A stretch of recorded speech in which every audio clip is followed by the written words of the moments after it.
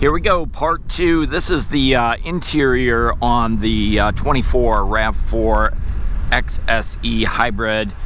Cavalry blue, cool color on this one. Hey, part two, we're gonna dive inside, check out the interior features on this one. Watch for a link at the end of this video for the exterior overview. But let's get started inside on the 24 Rav4 XSE edition. Here we go. So let's dive in here on the driver's side. We'll stop and take a look at the driver's door. It's an all black door panel with a little bit of blue stitching up here on the top. This is a SofTex fabric on the top of the door itself. Little satin silver trim here and also on the door handle. Padded armrest with one touch up and down on all four windows. They're backlit as well. Power door locks and power mirrors are right here. And then the XSE does have the memory driver seat, which controls the driver seat for two drivers, and also the outside mirrors pre-programmed, but not the steering wheel. Steering wheel on this is not a power steering wheel. It's a manual tilt telescoping steering wheel. One of the things I do like on the back side of these door handles, you can see it's got a ridge on here, but it actually has a rubber coating on here, so it's super tactile. Feels definitely upscale as far as that goes. Bottle holders, pockets on the doors, and speakers down here in the door. And we also have the Rav4 logo right here as well. And then you'll see this pattern be repeated inside the vehicle in other areas as well. Now we do have the threshold plates on here with the Rav4, so the aluminum threshold plates right there. The driver's seat is a full power driver's seat. Passenger seat is manual.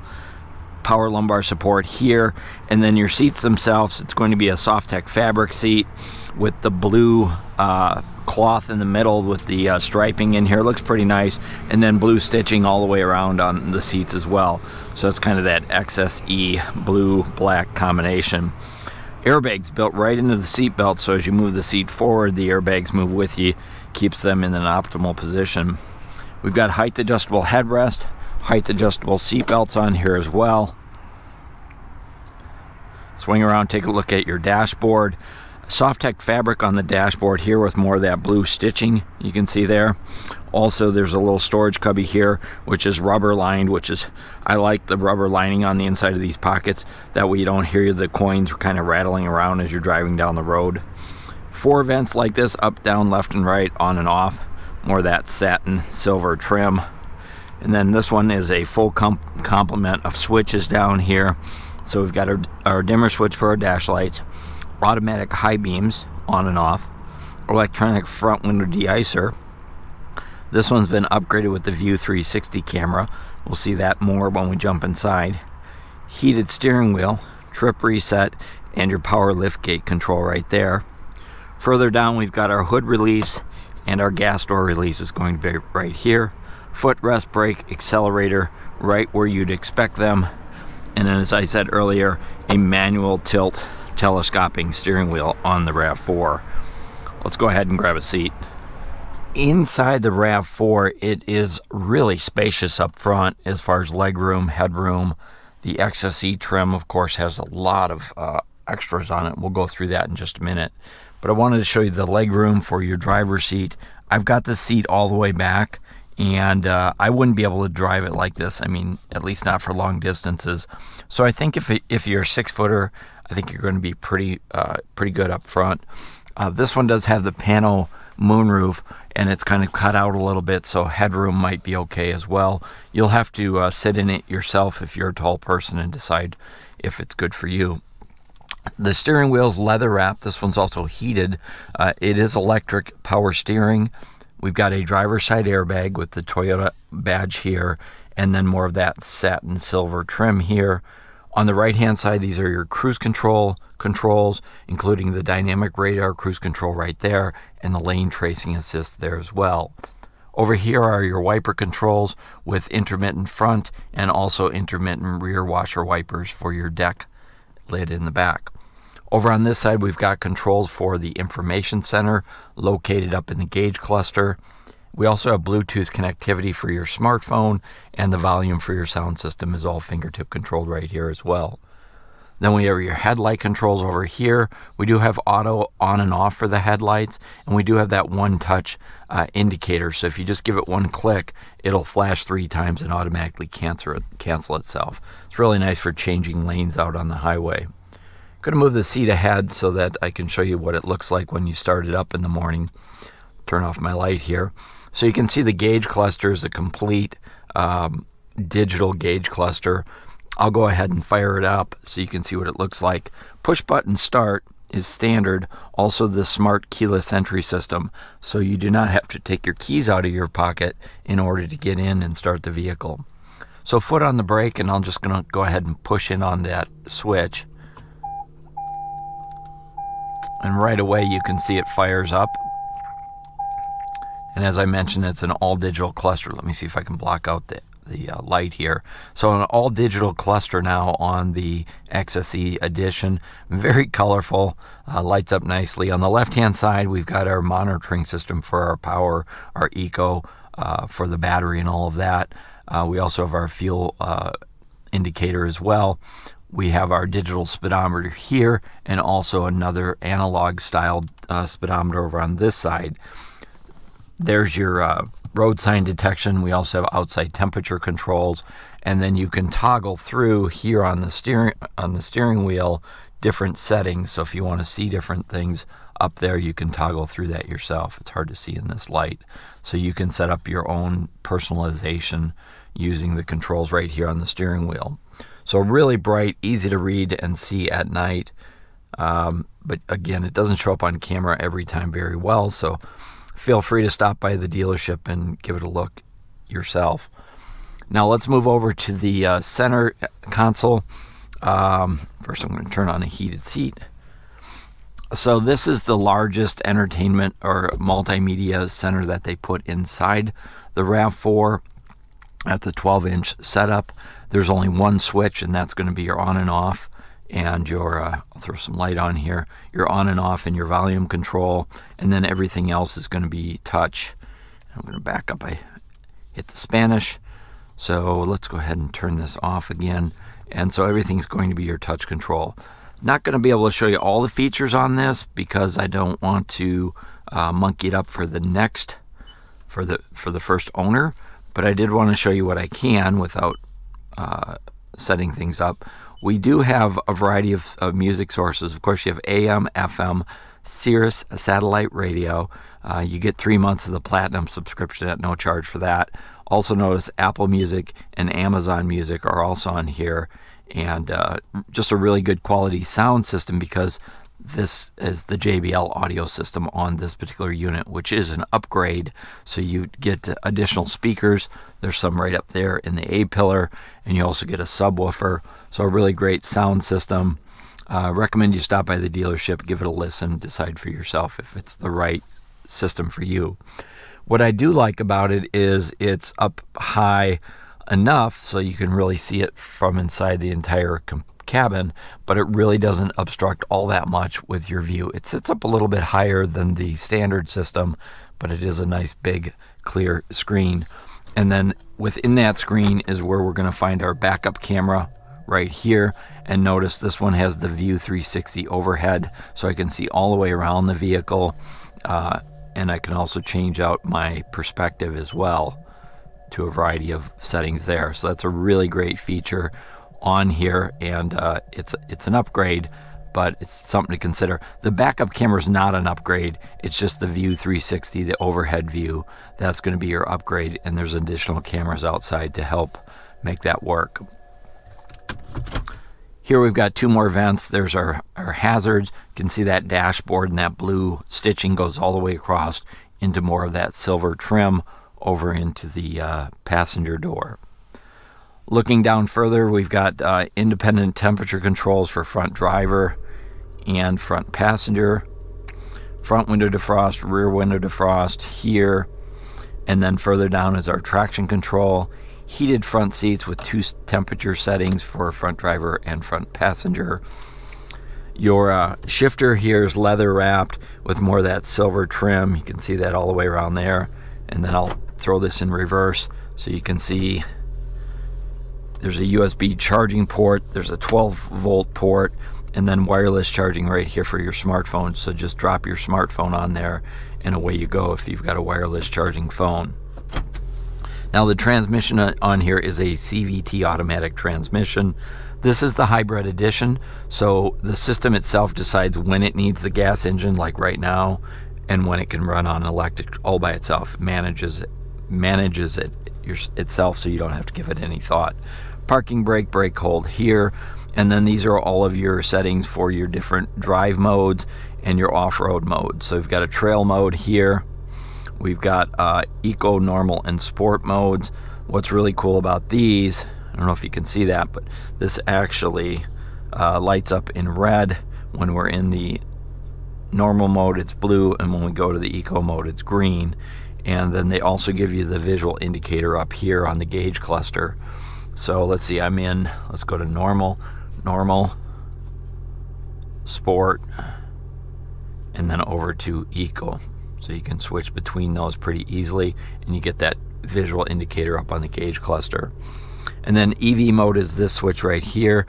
Just be aware of that. EV mode in the XSE is really about driving the vehicle at slow speeds, like in a parking garage or a parking lot, or if you get home at night and you want to pull into the garage and you want to finish that podcast, go to EV mode. It'll shut off the gas engine and run off the battery. So it's not for highway speeds or full-time driving. It's more of a slow speed type of thing. Now take a look here in our center. We've got two really deep cup holders with tension springs on those. And here's that pattern again being repeated, the same pattern we saw in the speakers on the driver's door. So nice big cup holders. Armrest is here, padded armrest. I would have liked to seen the blue stitching down the center of the armrest, just an added touch. And then it's a pretty nice size storage compartment here. It's not a locking storage compartment, so there's no key lock, but there are two USB-C charging ports right here as well. No 12 volts inside the armrest, just the one on the center console. Here's a good look at the black and blue seats. There's a passenger assist grip up there. And then I mentioned this one has the panel moonroof. It's a $500 extra, which I think is a really great value because it opens, you've got this shade that you can open all the way up, and then also the front of it opens as well. So it really brings a lot of extra light in there. I think for $500, if you can get it, why not? I think it actually helps with the resale value on these as well, because it gives it that extra sporty open air feeling inside there. Notice it will automatically close everything up as well. So nice system, really recommend that. As far as storage over on the passenger side, there's a storage shelf right there. That's rubber lined as well, just like we saw over on the other storage shelf. We do have a locking glove box for the key, and of course all your owner's manuals are in there. Overhead here on the passenger side, we've got lighted vanity mirrors on both sides. We've got visor extensions on both sides, and then overhead lighting here. Little storage compartment for your sunglasses up here. Safety connect, so this switch right here, if you need help, roadside assistance, out on the road, push that. Toyota will send you the help you need. The rear view mirror on this particular one does have the virtual rear view mirror, which is actually uses one of the cameras in the back there to project what's out the back of the unit. We also have garage door openers up underneath there as well. So this is the top of the line mirror for this. But overall up front, just really well laid out, very practical, and enough attention to detail to give it an upscale look and feel. Let's go ahead and jump in the back seat.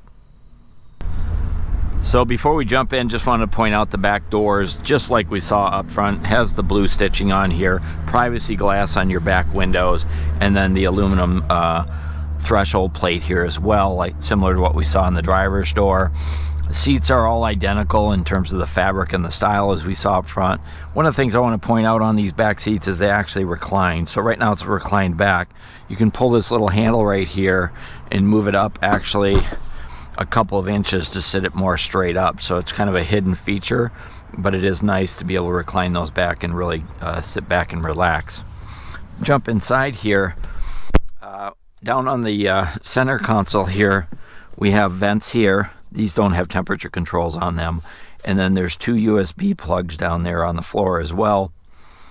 Backs of the seats, pocket here, no pocket here.